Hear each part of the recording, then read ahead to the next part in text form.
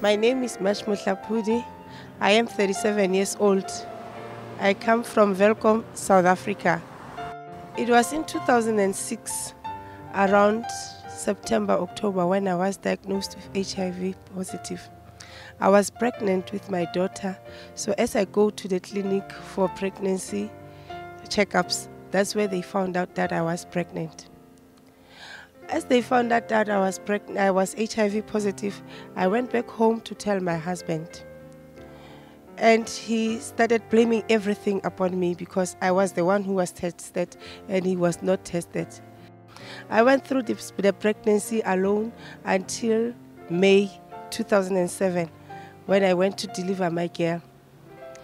After the operation, because I gave labor through operation, I was very weak. Everything has just dropped.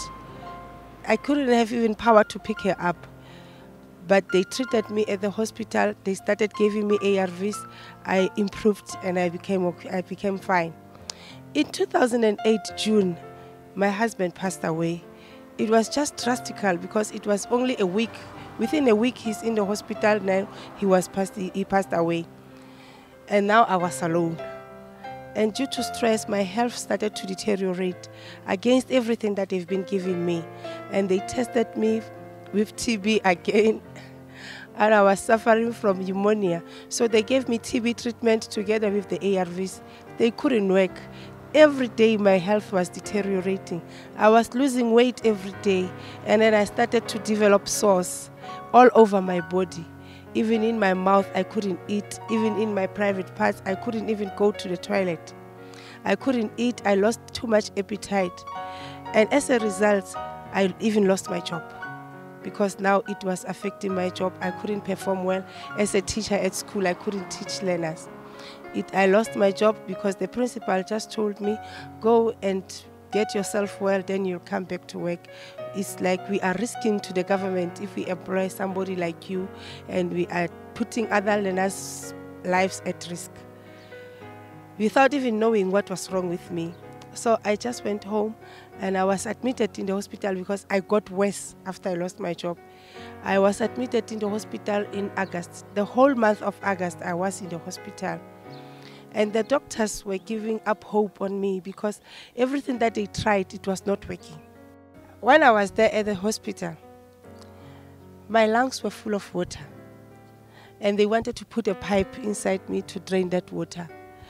And I was getting thinner and thinner every day. My situation was deteriorating every day. And my pastor was so troubled about the whole situation. And he suggested that we come to the healing school. I didn't even know what was the healing school by then. I was just wondering, what is this place that he's taking me to? But I'm glad that I agreed to come with my pastor to the healing school. And the doctors said they cannot release me as my health was deteriorating. They said if they take me out of the hospital, I'll be gone. As a result of the sickness that I was suffering through, I couldn't eat at all. I couldn't eat any solid food. I was feeding only on liquid food using a straw. So as a result, I lost too much weight. The sores that were all over my body, I couldn't even take a complete bath because anything that touched me, it was painful and it was causing them to bleed. I couldn't even go to the toilet as a result of the sores that were all over, even in my private parts. I couldn't recognize which private part is this one. It was like the same thing, just full of sores. You couldn't see which one is which. It affected my financial life so terribly because somebody will come to with this thing. They will be telling me, this is better, it will make you well, I'll go and buy. And the other one will come, this is better, will make you well, I'll go and buy. Remember, by then I already lost my job. I even owed remember my daughter was attending a multiracial school. So the school fees was too high. It was 1,789 a month. So I couldn't pay the school fees. Due to owing the school fees too much at school, the teacher started to discriminate my child because they were saying she owes too much and her mother is cheeky. Like, I was always angry at myself. I was always moody. I didn't want to talk to people. Even my family, when they come, they'll just say what they say and they'll leave. I always wanted to be alone by myself. Every morning she will wake up, help me to get a bath, help me to take the tablets. She won't even but she was not even performing well at school.